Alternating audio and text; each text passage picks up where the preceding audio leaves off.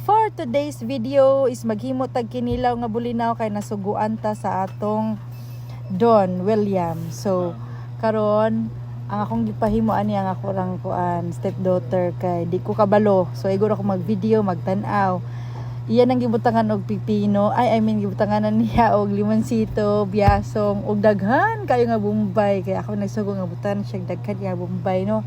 Tapos butangan po siya daghan kaayo nga pipino o gwapa kay pagka-korte sa pipino kay pa kuan pa napay pa curl. Tapos pag magkinilaw ka, nindot siya butangan og ingon ani. Kana nakalimot ko si tawag ani basta gahi kay ni siya buakon. Gamitan pa nimo kutsilyo para mabuak siya. Pang pa-cream toad na siya sa kuan sa kinilaw, pang pawala pud siya og langsa. So pagkahuman niya og kanang great ana, iya dayon ang butangan og suka. Tas iya dayon ukayon kay para kuan kanang ibutang niya sa kinilaw nga ambot ang among kinilaw natabunan na kadaghan kay pipino. So mo na siya guys. Iya na siyang gi-press para magawas ang dagta niya o gibutan siya syempre og suka.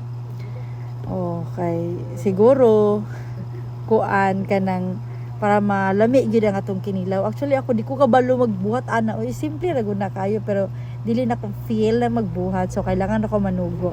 Then kailangan din siya sa laon kay para dili maapil ang kuan kay kuan pud na siya ladang pud ang lasa ana niya pag imo na siyang kaunon kung imo na siyang iapil so kailangan ang iyaharang mga sabaw niya ang imuhang iapil dito sa imong kinilaw.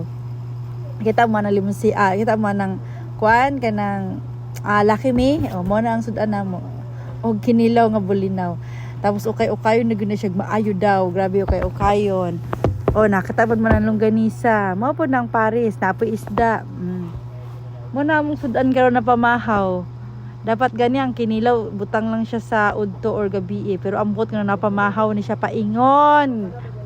So mo na gibutangan na niya asin, bitsin, suka og iya dayong gi mix ang atong kinilaw for today's video pero dili man ako bet ang kinilaw. Ako lang habi kay gusto kay siya mukaon og kuan kanang mga kinilaw ako ayoko ng kinilaw do mukaon ko gura tilaw ang kaon lang nako ana is pipino o kanang iyang lamas iyang Bombay pero kun nga mukaon gud og kinilaw dili na ko bet mukaon og kinilaw tapos para mulami pa butangan pa na siya og sili the more lami ang kinilaw gamay ra biya siya nga sili pero halang na siya.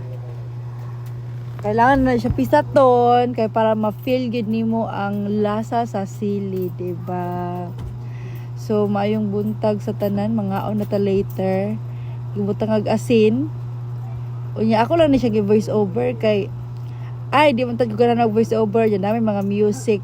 Bawal bera sa ato ng mga music. So naana, hapit na ta mga man okay na lasan, gibutangan dahil namo na siya og spring onions para gwapa ang presentation. Wow.